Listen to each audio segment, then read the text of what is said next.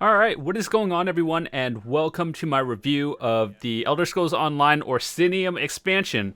Now, this released on the 2nd of November, so a little about 3 days ago, and I just wanted to say, like, unlike the other people who uploaded on day one, I actually played through it so I can give you an accurate representation of the full game and not the PTS of whatever people played on there, because things do tend to change, as I've seen from Imperial City.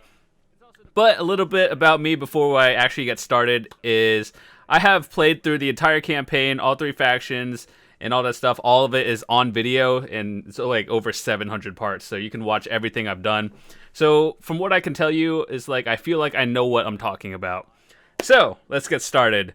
The Orsinium expansion, it came out to PC and Mac on the 2nd of November, and is coming to Xbox One on the 17th and PS4 on the 18th, which kind of sucks that it comes to console 2 weeks later, but it's fine. It's still coming out in the same month, which is kind of good. And yeah, it's $25 or 3,000 crowns, which is the equivalent. And so what you get out of the regular edition is the Orsinium thing. Rothgar is just a new zone entirely. And if you want to get the collector's edition, I guess you can say that one's like 5,000 crowns. It comes with the game, a new bear mount, and a bear cub pet and stuff. So up to you on that one. But let's get into what the Orsinium expansion actually is. So the first thing you should pretty much understand when you're buying this one is it's more of a story-based expansion, unlike Imperial City, which that one was PvP-based. But there's a lot of things you can get from this one regardless of what level you are and or your skill level. Anyone can get it. So one, what did they add? It is a lot of story, Rothgar, and there's two public dungeons. Most of it is an orc based area, so that's what you should expect from it. The other factions are kind of sort of in it, but the storyline is not really related to the main game, so if you haven't beaten through it, it's fine. You don't have to. You don't even have to be a veteran 16 at all to play through it. So, which brings me to my next thing is it level scaled, or how is it scaled? Because I've been asked that multiple times.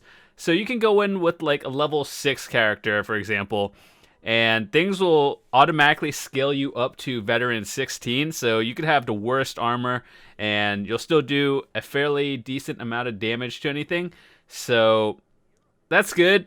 The only thing that would be different if you were to play through it and like you're already geared up veteran 16 is the number of champion points you have.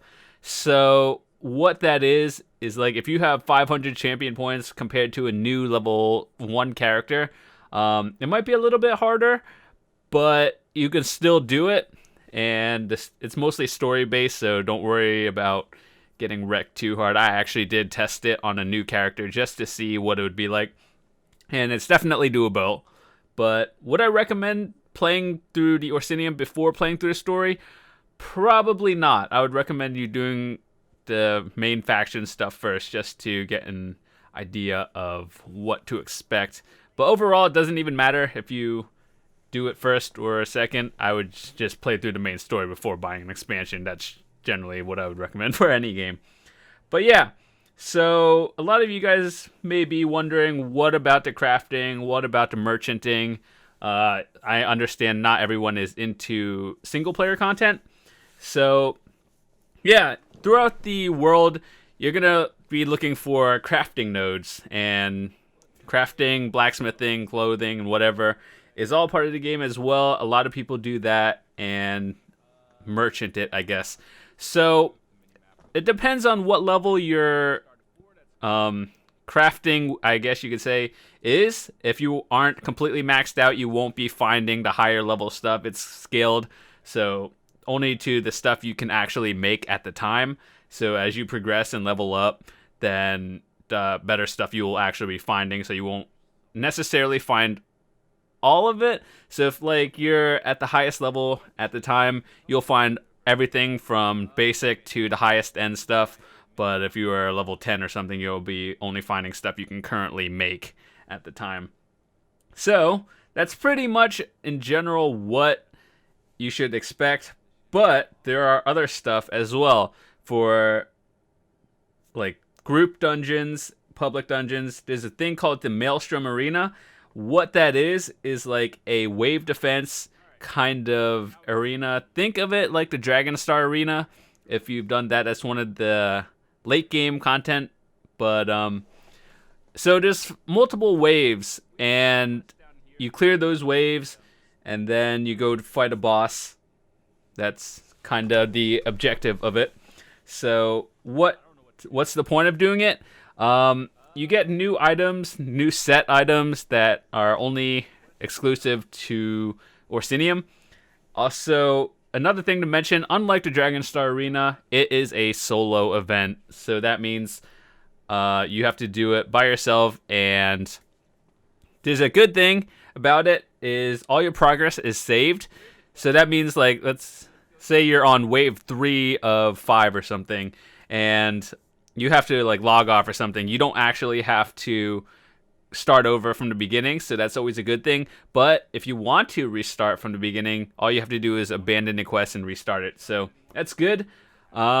Each one, it's not too long, I would say. If you're not completely terrible at the game, you can do it in under an hour.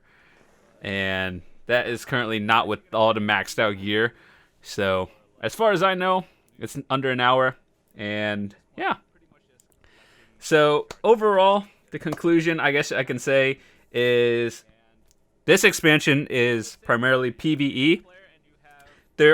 You could play with friends even if you are like veteran 16 and they're like level 10. Everything is scaled to them, so technically you could play with people very differently in this level scale. I think I worded that funny.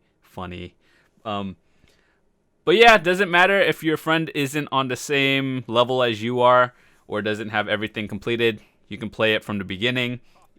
I'm not sure about the other dungeons. Primarily, those are supposed to be doable by yourself, like the group dungeons, or not group dungeons, the public dungeons.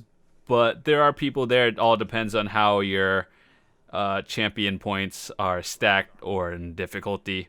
So generally, it's pretty good. It's actually a very beautiful game. The expansion, I feel like they did a lot of positive things, unlike Imperial City, where that one was just dark. You couldn't even see half the time in there. It's very bright and colorful, and there's actually two different, without spoilers, there's two different zones. One is like a snowy area, one is like a dry lands, but it's really nice. I think they did a lot of good work on that. So you should expect about, I would say at minimum 20 hours of gameplay if you were just powering through the story, maybe doing the group dungeons and or the Maelstrom Arena like maybe once or twice just to see what you should expect from it. Bare minimum, just doing all the quests, storyline, you get about 20 hours from it.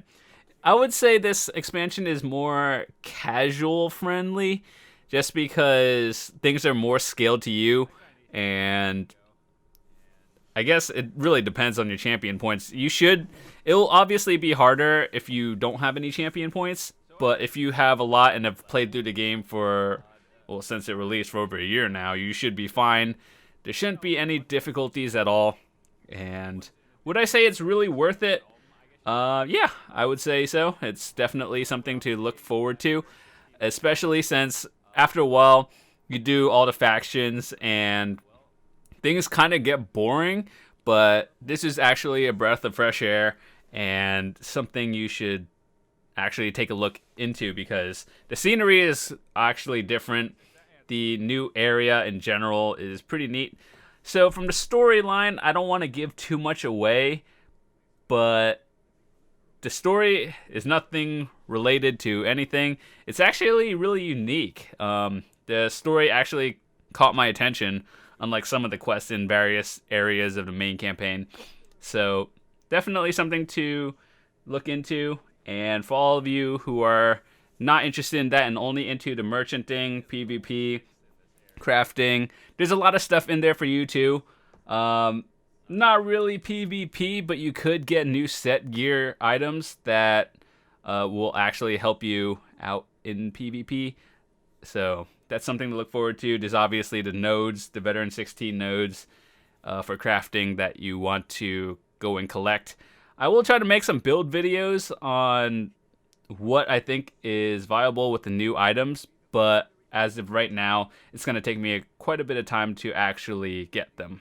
But with that said, hope you guys are having a fantastic day. If you enjoyed this, be sure to drop a like. Let me know what you thought. And yeah, if you haven't already, feel free to subscribe to my channel. And if you want to watch me actually play through the game and see my live reactions to everything that's happened, there's a link in the description to the playlist. I started from the very beginning for everything. So hope you have a fantastic day. I'll see you guys later.